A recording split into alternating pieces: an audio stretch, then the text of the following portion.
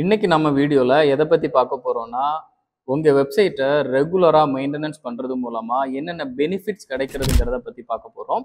வாங்க வீடியோக்குள்ள போலாம். வெப்சைட் மெயின்டெனன்ஸ் பண்றது மூலமா உங்களுக்கு கிடைக்கக்கூடிய முக்கியமான பெனிஃபிட் என்னன்னு பார்த்தீங்கன்னா, இன்க்ரீஸ்டு செக்யூரிட்டி.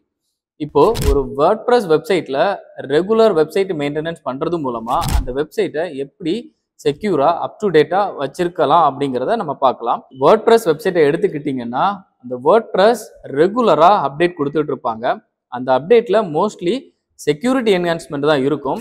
ஸோ நீங்கள் இதை எவ்ரி மந்த் ஒன்ஸ் நீங்கள் இந்த வேர்ட்பிரஸை அப்டேட் பண்ணிக்கலாம். மேனுவலாகவும் பண்ணிக்கலாம், ஆட்டோமேட்டிக் அப்டேட்டும் நீங்கள் எனேபிள் பண்ணிக்கலாம். ஒன்ஸ் இந்த வேர்ட்பிரஸ் அப்டேட் பண்ணி முடிச்சிட்டீங்க அப்படின்னா, நீங்கள் வெப்சைட்டில் இன்ஸ்டால் பண்ணியிருக்கிற பிளகின்ஸ் எல்லாத்தையும் அப்டேட் பண்ண வேண்டிய இருக்கும். ஏன்னா இந்த பிளகின்ஸ் எல்லாமே லேட்டஸ்ட் வேர்ட்பிரஸை பேஸ் பண்ணி அவங்களும் செக்யூரிட்டி என்ஹான்ஸ்மெண்ட் பண்ணி உங்களுக்கு அப்டேட் கொடுத்துருப்பாங்க. ஸோ இந்த பிளகின்ஸ் எல்லாத்தையும் நீங்கள் அப்டேட் பண்ணுறது ரொம்பவே உங்களுக்கு பெனிஃபிட்டாக இருக்கும். தேர்ட் பார்த்தீங்கன்னா தீம்ஸ்.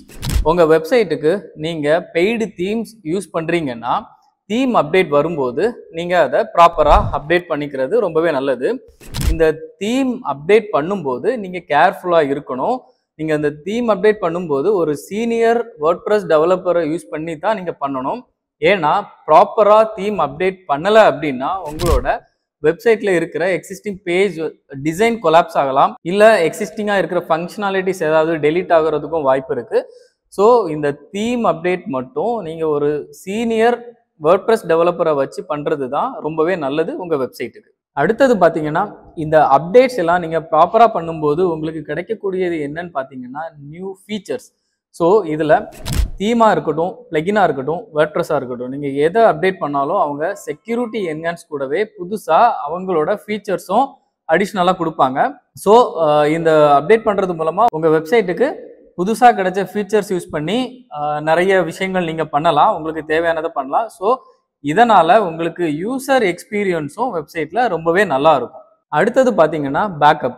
உங்கள் வெப்சைட்டை ரெகுலராக நீங்கள் பேக்கப் எடுத்து வச்சிட்டீங்க அப்படின்னா, சப்போஸ் உங்கள் வெப்சைட்டுக்கு எப்போ என்ன ஒரு மால்வேர் அட்டாக் வந்தாலும் இல்லை டவுன் ஆனாலும் உங்கள் வெப்சைட்டை எக்ஸிஸ்டிங் ரீசெண்ட் பேக்கப் மூலமாக ஒரு 30 மினிட்ஸ்லேயே லைவ்க்கு கொண்டு வந்துடலாம். ஸோ ரெகுலராக நீங்கள் பேக்கப் எடுக்கிறது ரொம்ப நல்லது. உங்கள் வெப்சைட்டில் கண்டென்ட் நீங்கள் எந்த அளவு ஃப்ரீக்வெண்ட்டாக நீங்கள் ஆட் பண்ணுறீங்களோ அந்த அளவுக்கு நீங்கள் ஃப்ரீக்வெண்ட்டாக உங்களோட வெப்சைட்டையும் நீங்கள் பேக்கப் எடுத்து வச்சுக்கிறது ரொம்ப நல்லது. ரெகுலராக உங்கள் வெப்சைட்டில் நீங்கள் கண்டென்ட் அப்டேட் பண்ணிட்டு இருக்கீங்க அப்படின்னா டெய்லி பேக்கப் பெட்டர். அப்படி இல்லைனா வீக்லி ஆர் மந்த்லி பேக்கப் கண்டிப்பாக நீங்கள் வச்சுருக்கணும். ஸோ இது ஒரு காஸ்ட் சேவிங். சப்போஸ் உங்களோட வெப்சைட்டுக்கு பேக்கப் இல்லாமல் ஏதாவது கிராஷ் ஆயிடுச்சு அப்படின்னா நீங்கள் புதுசாக வெப்சைட்டு டெவலப் பண்ண வேண்டிய இருக்கும். அதே இது உங்களுக்கு ஆல்ரெடி பேக்கப் இருக்குது அப்படின்னா வித்தின் ஒரு 30 மினிட்ஸ்லேயே உங்களுக்கு எக்ஸிஸ்டிங் வெப்சைட் அப்படியே கிடச்சிரும். ஸோ இது உங்களுக்கு மணி ரொம்பவே சேவ் ஆகும். ஸோ இதையும் உங்களோட current website developer R website development agency கிட்ட எவ்ரி மந்த் பேக்கப் எடுக்க சொல்லிக்கோங்க. ஸோ நீங்கள் ஒரு இகாமர்ஸ் வெப்சைட் ரன் பண்ணிட்டு இருக்கீங்க அப்படின்னா நீங்கள் பேக்கப் வச்சுருந்தீங்க அப்படின்னா உங்களுக்கு பிஸ்னஸ் லாஸ் கண்டிப்பாக எதுவுமே இருக்காது. சப்போஸ் உங்களுக்கு பேக்கப் இல்லை அப்படின்னா அது உங்களுக்கு ஒரு டூ எக்ஸ்பென்சிவான ஒரு விஷயமா தான் இருக்கும். ஸோ நீங்கள் அந்த வெப்சைட் பேக்கப்பை ரெகுலராக எடுத்து வச்சுக்கிறது ரொம்பவே நல்லது. நீங்கள் உங்கள் வெப்சைட்டை ரெகுலராக மெயின்டெனன்ஸ் பண்ணிகிட்டு இருக்கும்போது உங்கள் வெப்சைட்டோட பெர்ஃபார்மன்ஸ் ஒரு டாப் லெவலில் இருக்கும். அதோட எஸ்இஓ ஆக்டிவிட்டி அப் டு டேட்டில் இருக்கும். உங்களோட வெப்சைட்டில் டெக்னிக்கல் இஷ்யூஸ் இருக்கிறதுக்கான சான்ஸ் ரொம்ப கம்மியாக இருக்கும். அதாவது broken links, broken images, URL redirection, இந்த மாதிரி நிறைய டெக்னிக்கல் திங்ஸ் இருக்குது. இந்த மாதிரி இஷ்யூஸ் எதுவுமே இருக்காது. இதனால் உங்களோட யூசர் எக்ஸ்பீரியன்ஸ், உங்கள் வெப்சைட்டோட யூசர் எக்ஸ்பீரியன்ஸும் ரொம்பவே நல்லா இருக்கும். நீங்கள் ப்ராப்பராக ஒரு வெப்சைட்டை மெயின்டெனன்ஸ் பண்ணணும்னா உங்களுக்கு ஒரு 30+ செக்லிஸ்ட் இருக்குது. இந்த 30+ செக்லிஸ்ட்டில் இருக்கிற எல்லாத்தையும் எவ்ரி மந்த் நீங்கள் ஃபாலோ பண்ணிங்கன்னா உங்கள் வெப்சைட் எப்போவுமே அப் டு டேட்டாக இருக்கும்.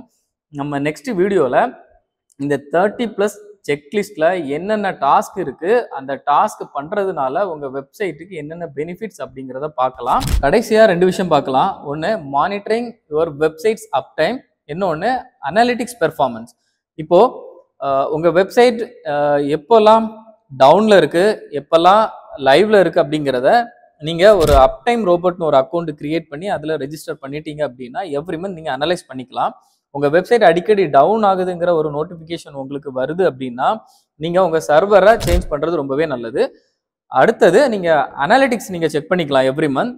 அனாலிட்டிக்ஸில் உங்களுக்கு நிறைய யூசர்ஸ் உங்கள் வெப்சைட்டில் விசிட் பண்ணுறாங்க, அதனால் உங்கள் வெப்சைட் டவுன் ஆகுதுன்னு உங்களுக்கு ஃபீல் ஆகுது அப்படின்னா நீங்கள் உங்கள் கரண்ட் சர்வரை நீங்கள் அப்டேட் பண்ணிக்கலாம். அப்டேட் பண்ணுறது மூலமாக இந்த இஷ்யூ சால்வ் பண்ணலாம். இந்த வீடியோ உங்களுக்கு ரொம்பவே யூஸ்ஃபுல்லாக இருக்கும்னு நான் நம்புகிறேன்.